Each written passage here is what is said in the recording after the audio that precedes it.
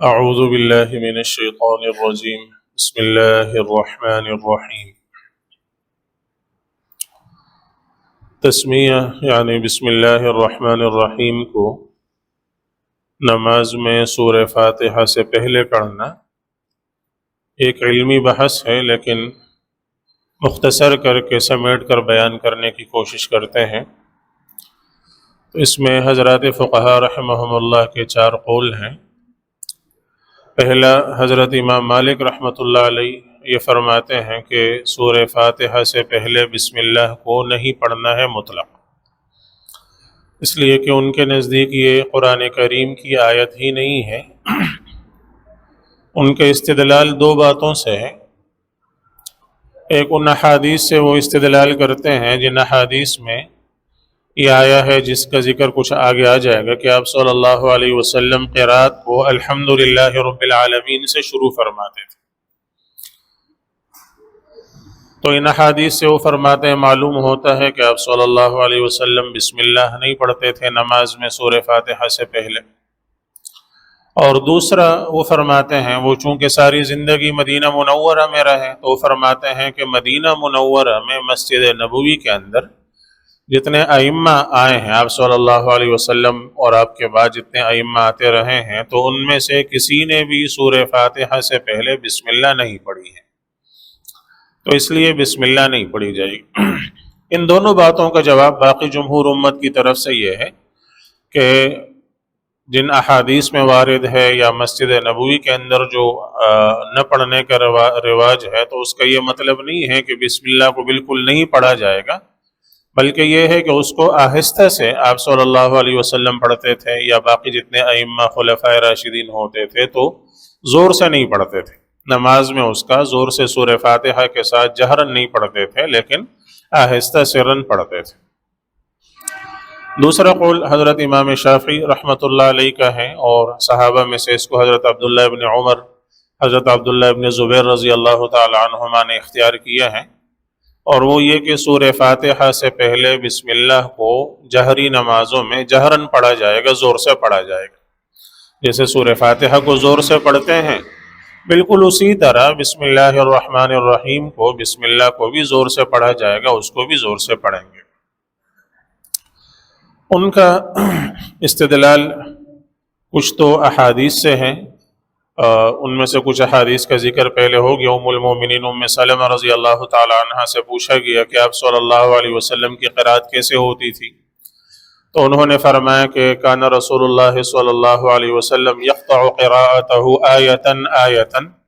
رسول اللہ صلی اللہ علیہ وسلم اپنی قرات کو ایک ایک آیت الگ الگ کر کے پڑھتے تھے، اور پھر ام سلمہ رضی اللہ تعالی عنہ نے پڑھ کر سنائی قرات بسم اللہ الرحمن الرحیم الحمدللہ رب العالمین الرحمن الرحیم۔ تو آپ صلی اللہ علیہ وسلم اس طرح الگ الگ آیت کر کے پڑھتے تھے۔ تو اس میں چونکہ آپ صلی اللہ علیہ وسلم نے بسم اللہ کو پڑھا ہے، تو اس لیے وہ فرماتے ہیں کہ اس سے پہلے بسم اللہ کو پڑھا جائے گا۔ تو اس کا جواب جیسے حدیث سے ظاہر ہے کہ جو ام سلمہ رضی اللہ تعالی عنہ نے آپ صلی اللہ علیہ وسلم کی قرات بتائی ہے، وہ نماز سے متعلق نہیں ہے کہ نماز سے پہلے آپ اس طرح اس کا اظہار کر کے پڑھتے تھے، بلکہ مطلقاً آپ صلی اللہ علیہ وسلم کی قرات کا ذکر ہے۔ اسی طرح کچھ احادیث اس بارے میں وارد ہوئی ہیں، لیکن ان میں یہ تصریح نہیں ہے کہ آپ صلی اللہ علیہ وسلم نماز کے اندر سورہ فاتحہ سے پہلے اس کو زور سے پڑھتے تھے۔ چنانچہ امام دارقطنی رحمۃ اللہ علیہ ایک بڑے مشہور شافعی محدث ہیں، مصر میں وہ داخل ہوئے، اس بات کو حافظ ابن تیمیہ رحمہ اللہ نے اپنے فتاوی میں ذکر کیا ہے۔ فتح الملہم میں علامہ شبیر احمد عثمانی رحمۃ اللہ علیہ نے ذکر کیا ہے کہ امام دارقطنی رحمۃ اللہ علیہ مصر میں داخل ہوئے، اور مصر میں گئے تو اہل مصر، چونکہ مصر میں امام شافعی رحمہ اللہ زیادہ رہے ہیں، تو وہاں ان کے ماننے والے، اتباع کرنے والے بہت تھے۔ انہوں نے ان سے یہ درخواست کی کہ آپ بسم اللہ الرحمن الرحیم جہرن پڑھنے پر احادیث جمع کر کے ہمیں عطا فرما دیں۔ تو امام دارقطنی رحمۃ اللہ علیہ نے بہت ساری احادیث جمع کر کے لکھ کر دے دی۔ تو ان سے پوچھا گیا کہ جو احادیث آپ نے جمع کی ہیں، ان میں کوئی صحیح حدیث بھی ہے؟ تو انہوں نے فرمایا کہ آپ صلی اللہ علیہ وسلم سے تو کوئی صحیح حدیث منقول نہیں ہے، ہاں صحابہ کرام سے جو احادیث منقول ہیں تو ان میں کچھ صحیح ہیں کچھ ضعیف ہیں، تو گویا انہوں نے خود اعتراف کیا کہ آپ صلی اللہ علیہ وسلم سے اس بارے میں کوئی صحیح حدیث منقول نہیں ہے۔ امام دارقطنی ہی سے علامہ جلال الدین سیوطی رحمۃ اللہ علیہ جو ایک مشہور شافعی مفسر ہیں، انہوں نے اپنی تفسیر الدر المنصور میں بہت ساری احادیث نقل کی ہیں جس میں آپ صلی اللہ علیہ وسلم کا جہراً زور سے بسم اللہ پڑھنا نقل کیا ہے، تو ان سے بظاہر یہ پڑھنے والے کو یہ وہم ہوتا ہے کہ شاید آپ صلی اللہ علیہ وسلم سے اتنی کثرت سے اتنی ساری احادیث میں بسم اللہ جہراً پڑھنا زور سے پڑھنا منقول ہے، لیکن جیسے خود امام دارقطنی نے اعتراف کیا کہ ان میں سے کوئی بھی صحیح حدیث نہیں ہے۔ تیسرا قول جس کو ائمہ میں سے حضرت امام ابو حنیفہ رحمۃ اللہ علیہ نے